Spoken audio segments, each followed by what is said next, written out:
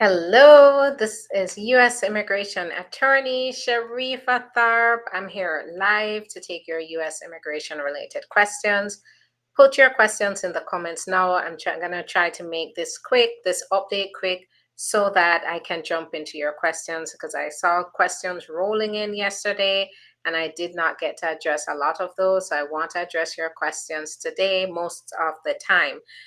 I have great news, and this is yet another reason why it is so important to apply now. So, the back at the USCIS, we still have a ways to go, but the USCIS did release a report showing that they have reduced the backlog. Doesn't mean they have gotten rid of it, but they have substantially improved the backlog. So they released some numbers. They processed 10 million cases through in the past fiscal year 2023.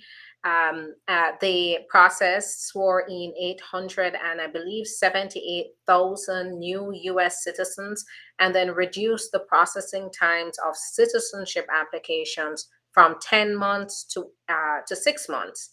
And so it shows you that, yes, there's a lot going on, there's a lot to be desired. However, it does show that they are working to process cases. So don't wait, right? Don't wait, because even in the future, if you should apply, if we have another government that does not prioritize the immigration, the process of immigration. As a matter of fact, if we have another government in place, another newly elected president, for example, that then starts to see immigration and immigrants applications as less of a priority, then we will have the backlog again.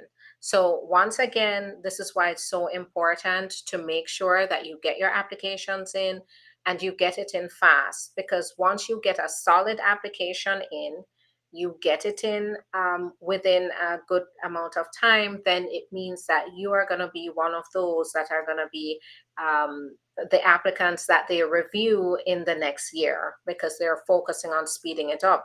Now, where you do see, I know some of you are watching here and what you're thinking is, yeah, but my case has been pending. I spoke to somebody just earlier today whose marriage-based case has been pending since 2021. That is extremely long for a marriage-based case. Most of my marriage-based cases are done in 8 to 12 months. If it goes beyond that, then it means that there is something that is more complex that's going on.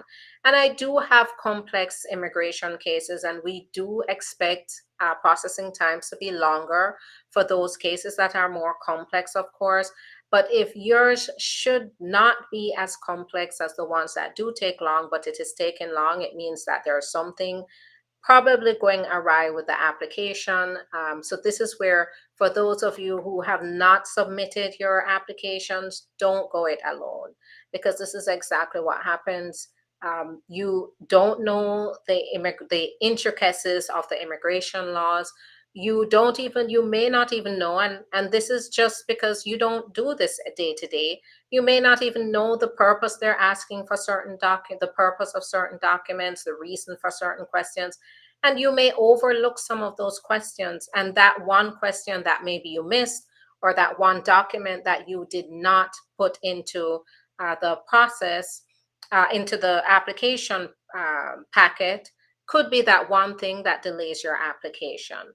So you want to make sure that you do it right, and seeing with their efforts to reduce the backlog, right, and speed cases up.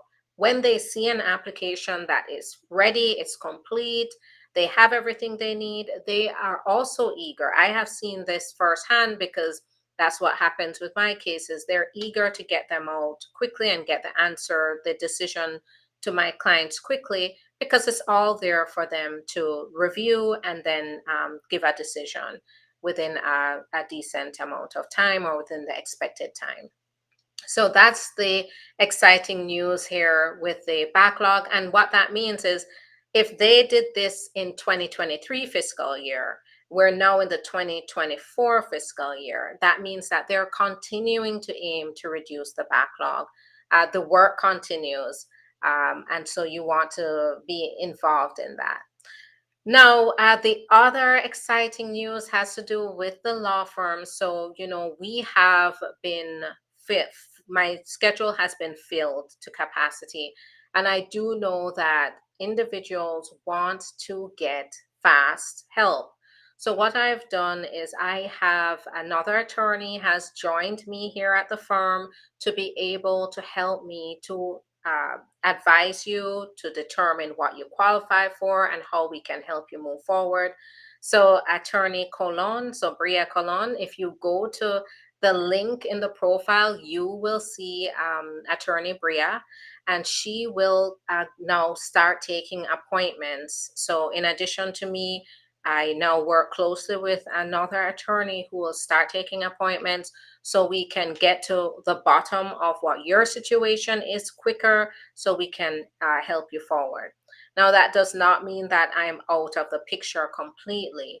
What that means is that I get to help more people and I get to then go ahead and work with you after we've determined what you qualify for. Then I can go ahead and work closely with you to get your case moving along faster, because I don't want to be helping you in late March or helping you in early April. I want to be able to help you as soon as possible. So you can still go ahead, call the office, schedule your appointment, but just know now, if you tried before but the appointment was too far out, you can still apply. You can still now, schedule an appointment with Attorney Bria, and you will get the same help that you get with me, and you will continue to work with me as a client.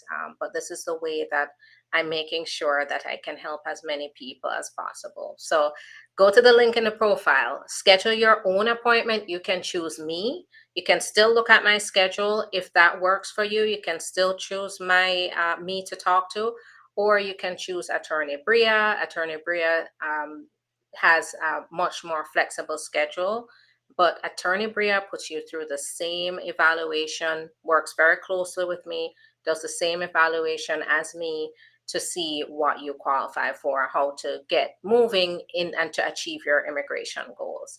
So those are the two main things I wanted to talk to you about, and I am going to stop right now so that I can answer your questions, because I'm seeing a ton of questions coming in. Thanks so much, Stacia. I really appreciate that.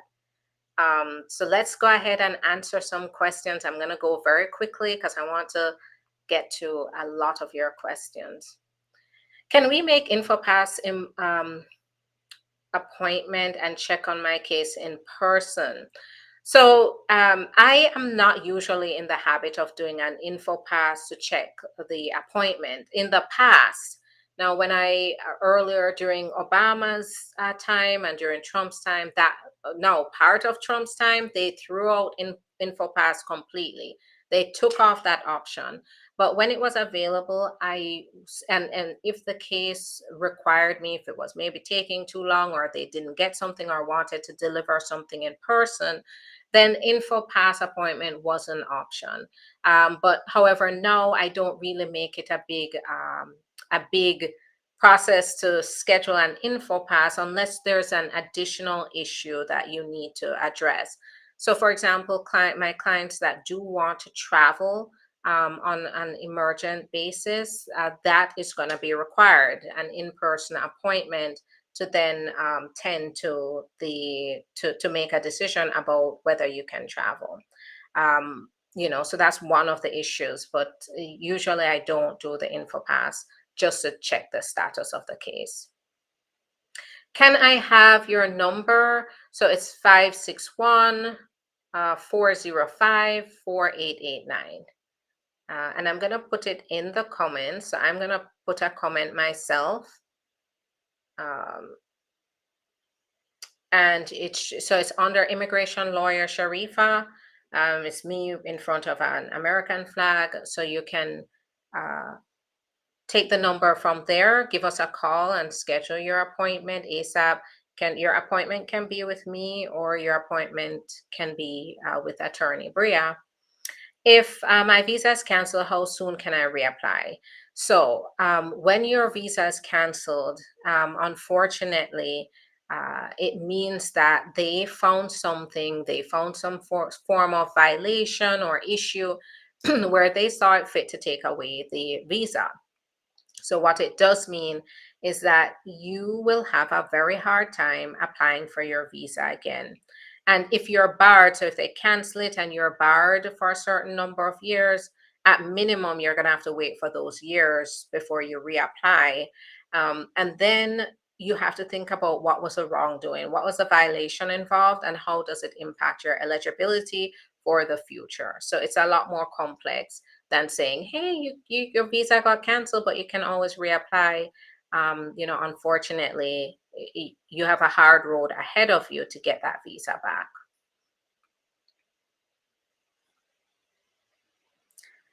Entered with F1 visa, but not attended the school. Now I'm married to a citizen, have kid. Is there any problem?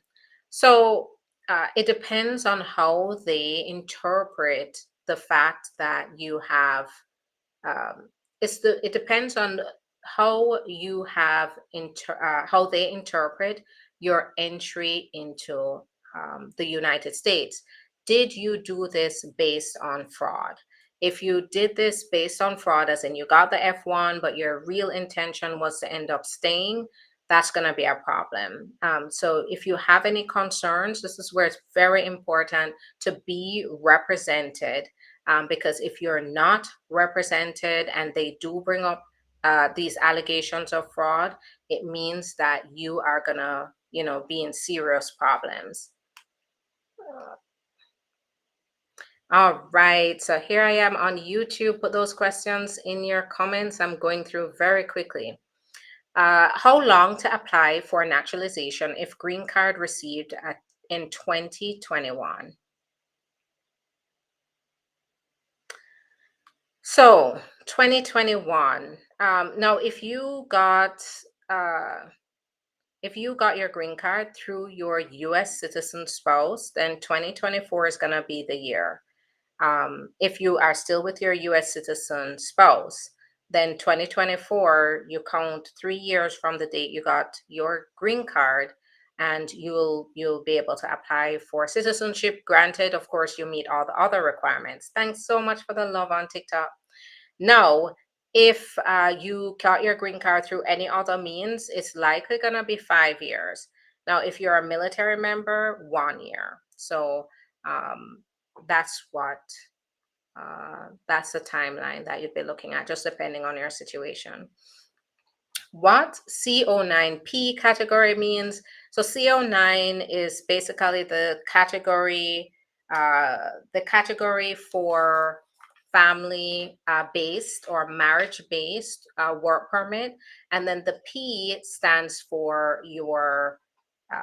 it stands for the parole that you applied for. So if you got the CO9P, it means that you can travel, and that you would be able to work. So you're going to get the combo card likely, where you get to work, and you get to work and travel on that combo card as well.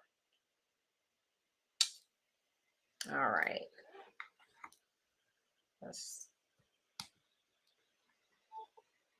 Okay, no sound. All right, let me know on Instagram if the sound comes back. All right. Let me know on Instagram if the sound comes back.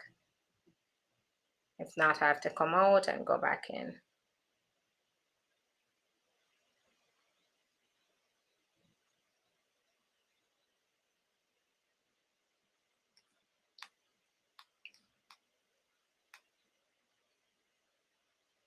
All right, so let's continue.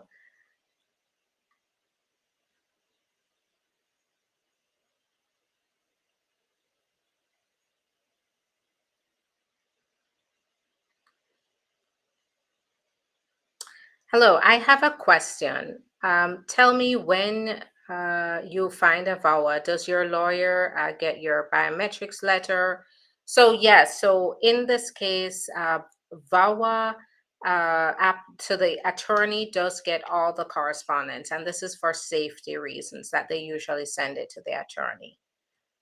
All right. Thanks so much for joining again on Instagram. So I had a little interference, but it's fixed. It should be fixed now.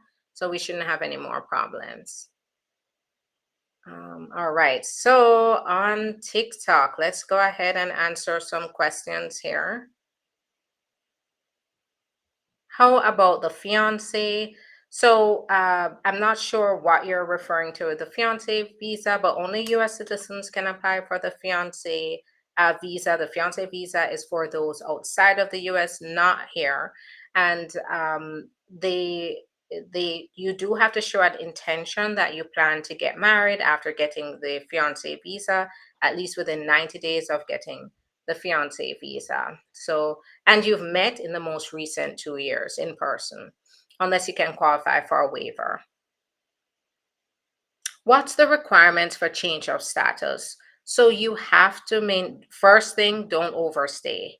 If you overstay, you're not going to be allowed to change status. Now, if you're asking about change of status in immigration is referring to one non-immigrant status or visa changing to another one, right? So, for example, changing from student to, say, you go from F1 to J1, right? Something, a change like that, where you're not getting permanent residence, but you're changing from one status to the next, or from J1 to B1 to back to visitors.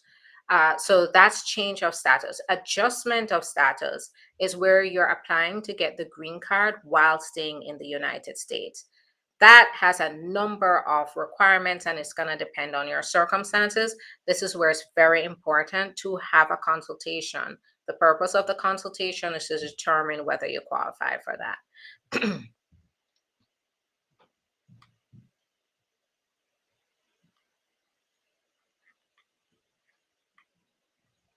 My application for family I-130 from November 2010 estimated time. How much longer is our wait time? So it depends on who filed the petition and what category you fall in. File VAWA in April 2021, got combo card for prima facie. How long for a decision? I am seeing about 3 years. Now, keep in mind, now they're issuing a 5-year work permit because they know it's taking that long to get the VAWA. So they're issuing 5-year work permits, 5-year travel documents that allows you to continue to maintain at least that while you wait for the decision. So you don't have to constantly be renewing, which can cause some stress. I submitted I-290B and paid the 675 and USCIS I think that, I don't know if you're talking about rejected it. I wouldn't, it's not complete here, your question. I got the green card through a daughter who is a US citizen. So that's Marie. So it's going to be 5 years, Marie, until you can apply for citizenship. Um, how long for 360 to be approved and I-485? So 3 years right now, the processing time for the VAWA, and then you're looking at about another 6 months to a year to get the green card. I have the I-512 advanced parole and I want to join the US military. They say to me, I have to have the green card first to start the process. How can you get the green card to make the dream reality? So that's definitely a noble dream. However, you do have to find your way to the green card. How you qualify for the green card, though, is going to depend on your circumstances. This is where you do have to schedule an appointment so I can understand what your situation is to be able to advise further. If I applied for asylum and not been called in for the last 9 years, do I qualify for the green card after 10 years? So no. You do still have to wait for your asylum to be approved. So that is another thing that we do have over a million asylum cases pending, and they are processing them very slow. So we're finding that people's asylum cases are taking approximately around 8 years to be processed. So it is definitely frustrating. But what they have done is said, if you've been here for that long, after you do get approved for asylum, then you can start working on your green card. How long does the USCIS respond back on I-290B? So usually it doesn't take too long, but I don't know what happened in your case. All right, so let's go back to TikTok and answer some questions here, and then I have to head out to the next appointment. Um, can someone travel to country of origin with TPS and travel document? So if yes, so you can travel with the TPS. However, is it a good idea? Is it advisable to travel out to your own country? Because remember, the purpose of TPS is to protect you from the conditions in your country. So you just have to be careful, make sure it's advisable to do that. How long is VAWA taking? So I answered that. I need to see, my son is not yet a citizen and I need a work permit. Definitely, we can talk to you to see if that can be a possibility for you. How long take the green card for cancellation of deportation if judge approval? So it does still take a while. So it's taking approximately 2 to 3 years still, even after the approval, unfortunately. But you've jumped the hardest hurdle or the highest hurdle there, which is to get the approval on the cancellation.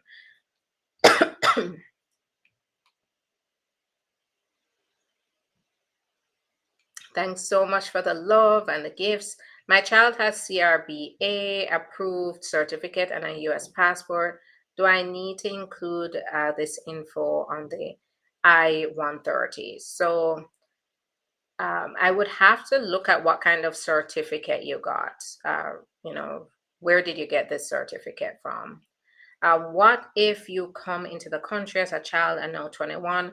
How can you get papers and not be sent back? So this is what they're one of the things that I wish they would resolve. They no this DACA was one solution. However, it's no longer available for new applicants, unfortunately, and so they are trying to some advocates are trying to definitely push for dreamers, those who have come here as children, to get their papers here. But that is a slow process right now. So what you need to do is definitely check with me to determine whether you qualify in other ways. Thanks so much for the love. I appreciate it. I get married with US citizen and still I have a B1 visa. Can I apply for adjustment of status? If you're here in the United States, you came in with a B1 visa, then adjustment of status generally would fit your situation. But I get legal advice, always get legal advice, because if you're asking this, you have any doubts, you need to make sure you're represented. But generally, yes, that does qualify you. All right, I have to head out. I'm going to the next appointment. I'll answer one more question and then I'll be back tomorrow. I don't want to apply through VAWA for my 10 years. Is there any other way besides VAWA? We need to talk. So if you want to figure out another way, we need to talk. But VAWA is a good option for you. It's confidential. So it is an option. And if you're still applying based on the mistreatment, no matter what, it's not going to get as good as VAWA, because you do get, while you're waiting, if your or relative is a US citizen, you get 5 years work permit right now. Right now, that's what they're issuing. So the benefits are better because you do continue to have your work permit, your travel document for the time that you're waiting for the VAWA to be processed. So um, you have to look at the options before you to know what's best. All right, thanks everyone for your time, your love. I really appreciate it. And I will be back tomorrow where we can talk some more about some immigration issues. I really do appreciate your questions. These are great questions. All right. So see you tomorrow. Please save your questions for tomorrow. Bye-bye.